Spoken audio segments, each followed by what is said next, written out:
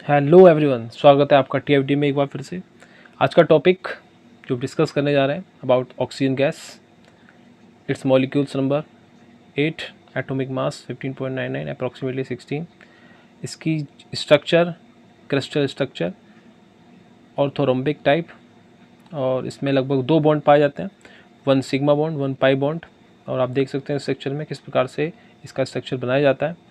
इस प्रकार हमारे वातावरण में बहुत सारी गैसों का मिश्रण पाया जाता है, जिसमें ऑक्सीजन दूसरे नंबर पे आता है, और बहुत सारी गैसें हैं जो हमारे एनवायरनमेंट में फैली हुई हैं। इस प्रकार एयर के कंपोजिशन में सबसे पहले नंबर आता है नाइट्रोजन का 78%, oxygen 21% approximately, argon 0.9%, carbon dioxide 0.141%। और इस प्रकार बहुत सारी गैसें होती हैं जो इस प्रकार दी गई हैं, जिसमें nitrogen, oxygen, argon, carbon dioxide, neon, helium, krypton, hydrogen, nitrous oxide and carbon monoxide और जीनोन गैसें हैं। इस प्रकार इनहेलिंग करते हुए एक इंसान लगभग 20% ऑक्सीजन की मात्रा एक बार में, तथा एक्सेलिंग के दौरान लगभग 15% ऑक्सीजन बाहर निकालता है। इस प्रकार 5% CO2 कन्वर्ट होती है, इसमें 11,000 लीटर, तथा जिसमें से कुल एयर तथा 550 लीटर कुल ऑक्सीजन अंदर जा पाती है। बात करें फॉर्मेशन की, ऑक्सीजन का सबसे बेस्ट मेथड फॉर्मेशन का होता है हाइड्रो इलेक्ट्रोलिसिस प्रोसेस, जिसमें हम एनोड और कैथोड पे हाइड्रोजन और ऑक्सीजन को अलग कर सकते हैं।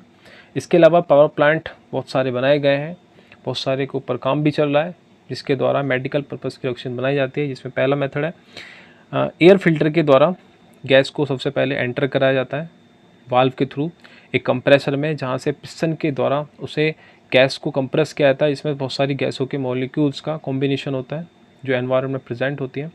उसके द्वारा डिस्चार्ज वाल्व के द्वारा उसे बाहर निकाला जाता है, जो गैस प्रेशर के द्वारा गर्म होती है। फिर उसे लिक्विड नाइट्रोजन से युक्त एक चैम्बर में गुजारा जाता है, जहाँ से वो ठंडी हो जाती है, और कूल्ड कंप्रेशर -200 डिग्री सेल्सियस पे होकर उसे सेपरेटर के थ्रू अलग किया जाता है, जहाँ पर carbon dioxide as a dry gas अलग हो जाती है।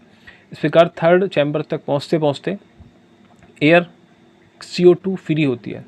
यानी जो सेपरेटर है कार्बन डाइऑक्साइड को अलग कर देता है, और उसे फिर से आगे भेजा जाता है एक्सपेंशन टरबाइन में लिक्विफाइड एयर के रूप में। वहाँ से डिस्टिल कॉलम के थ्रू गैसेस को ऊपर भेजा जाता है, जिसके द्वारा अलग अलग सेपरेशन में नाइट्रोजन सबसे ऊपर -196 डिग्री सेल्सियस के साथ, आर्गन दूसरे नंबर पर -186 डिग्री सेल्सियस के साथ, और लिक्विड ऑक्सीजन लगभग -85 डिग्री सेल्सियस के साथ भारी होने की वजह से नीचे कंपाउंड में उसे कलेक्ट किया जाता है। और यही गैस हमारी लिक्विड ऑक्सीजन के रूप में मेडिकल पर्पस के लिए प्योर फॉर्म में यूज़ की जाती है। इसका एक प्लांट अलग से लगा जा रहा है, इंडिया में बात चल रही है, हर जगह प्लांट लगाने की सरकार इसके ऊपर पैसा खर्च कर रही है, बहुत सारा प्लांट बनाए जा रहे हैं। इस प्रकार इन गैसों को लगभग portable oxygen cylinder, cryogenic liquid oxygen cylinder या क्रायोजेनिक लिक्विड ऑक्सीजन टैंक में अलग अलग सुविधा के अनुसार भरा जाता है। सुविधा के अकॉर्डिंग इन गैसों की यूज़ को मेडिकल पर्पज़ में और इंडस्ट्रियल एरिया में यूज़ किया जाता है।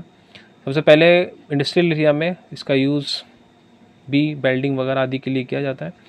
सिलेंडर का टाइप की बात करें, सिलेंडर का टाइप छोटे से लेके बड़ा अलग अलग टाइप के सिलेंडर होते हैं, जिनकी कैपेसिटी अलग होती है, जिनका यूज़ अलग अलग इंडस्ट्री में अलग अलग मेडिकल पर्पज़ से किया जाता है, जो बाज़ार में अलग अलग कीमतों पर अवेलेबल होते हैं। एक ऑक्सीजन सिलेंडर की कीमत जिस समय चली हुई है, इंडस्ट्रियल एरिया में वेल्डिंग के रूप में सबसे मैस इंपॉर्टेंट यूज़ किया जाता है। इस प्रकार बात करें PSA पर, प्रेशर स्विंग एड्जॉर्प्शन लगभग 1 किलोग्राम में 0.876 लीटर और लगभग 1 टन में 794.5 लीटर गैस यूज़ की जाती है।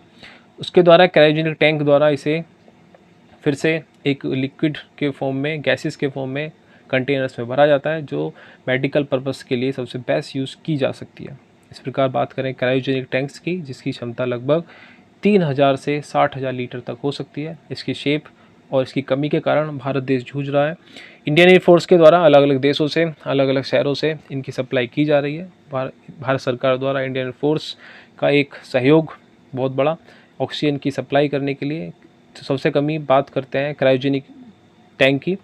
इसमें क्रायोजेनिक फ्लूइड भरा होता है, जिसके चारों तरफ एक वैक्यूम जैकेट बनी होती है, जो अंदर वाले तापमान की गैस को बाहर वाले तापमान की गैस से कनेक्टेड नहीं हो पाती, और वो लिक्विड में जो गैस होती है उसी फॉर्म में रहती है।